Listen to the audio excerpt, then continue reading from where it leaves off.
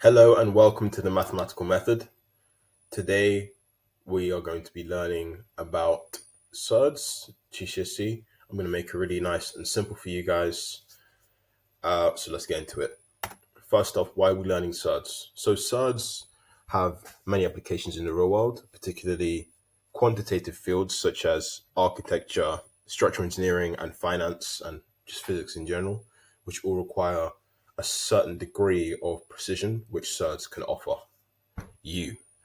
So, what are surds? Surds are numbers which are in a root sign that cannot be further simplified. So, for example, if you had the number 7, which is not a square number, and you have to square root it, that would be root 7, which is a surd. However, if you were to have other numbers such as 4 or 9, so root 4 or root 9, those are square numbers. So root 4 or root 9 would not be considered a surd, as root 4 equals 2 and root 9 equals 3. Things you're expected to do with surds in your GCSE exams. You're expected to know how to rationalize, divide, multiply, add, subtract, and simplify surds.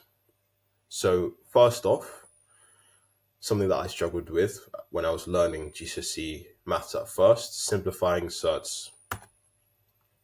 Now, simplifying surds, I like to think of it as sort of a couple, but it's not really going to work out. It's an unstable couple that you have under the root sign.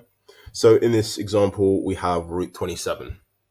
So the first thing you need to do when you have an unstable couple or a surd that you need to simplify is separate them into two factors. One being a root number, and the other will be a number that you cannot root. So one will be a square number, one will be just a normal number that you cannot square root and get a whole number. So as you can see here, I split 27 into 9 and 3. So root 27 is the same as root 9 times 3, because obviously 9 times 3 is equal to 27. So that's the first step.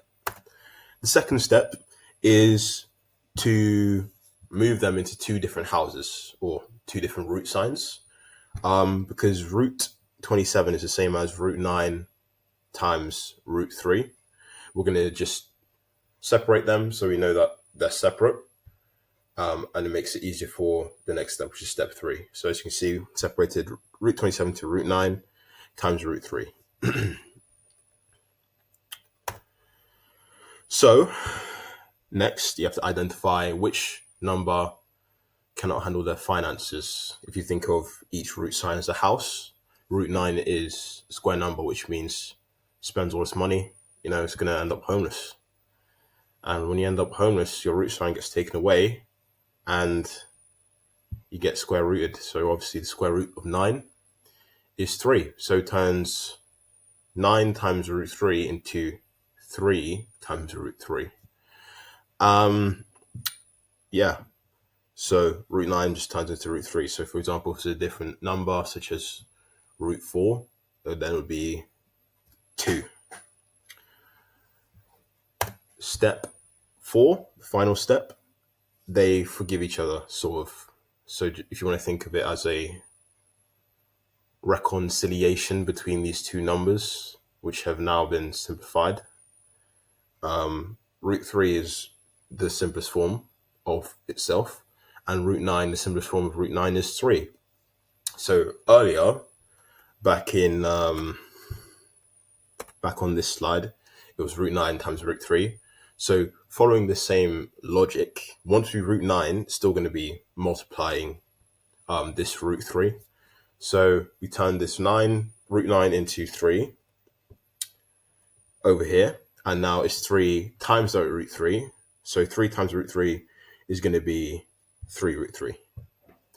Now, I hope you understand, and I'm going to test your knowledge with the following questions.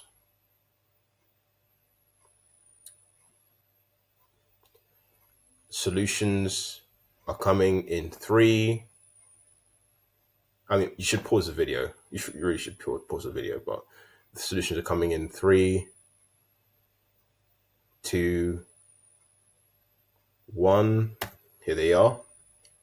And now I'm just going to go through them step by step. So you can see root 40, the factors of root 40, one being a square number and one being a number that cannot be square rooted, so 4 and 10.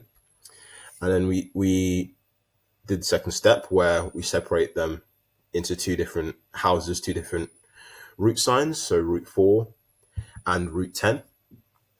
And then we just square rooted the 4 here to get 2. And as we know, 2 times root 10 would be 2 root 10, and that's the answer. Same here for root 288. Maybe a bit more tricky to spot the number the factors which it could make square number. Sort of similar to what you could get in an exam. Here you have root 288 is root 144 times 2. So just separate them into two different houses once again. Root 144 times 2. And as you should know, root 144 is 12. So it turns into 12 root 2. And same here with number 3. We separated root 125 into 5 times 25. And as we should know, after separating them to two different houses, we have root 25 times root 5. And root 25 is 5. So we get 5 times root 5. Now, the challenge question, this one is a bit more tricky. So I'll give you the information that 121 is 11 times 11, or 11 squared. So what is the simplest form of root 121,000? Sorry. Sorry about that. So root 121,000 is first separating them, as you do, root 121 times by root 1,000. And you can deduce from the previous information that root 121 is 11 times 11. So what this would mean is that when we separate them, it would get 11 times root 1,000. And the mistake you may have made is thinking that root 1,000 can be square rooted. It cannot.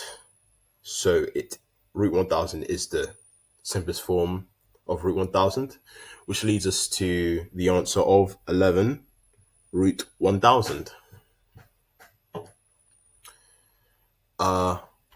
That's all for simplifying surds.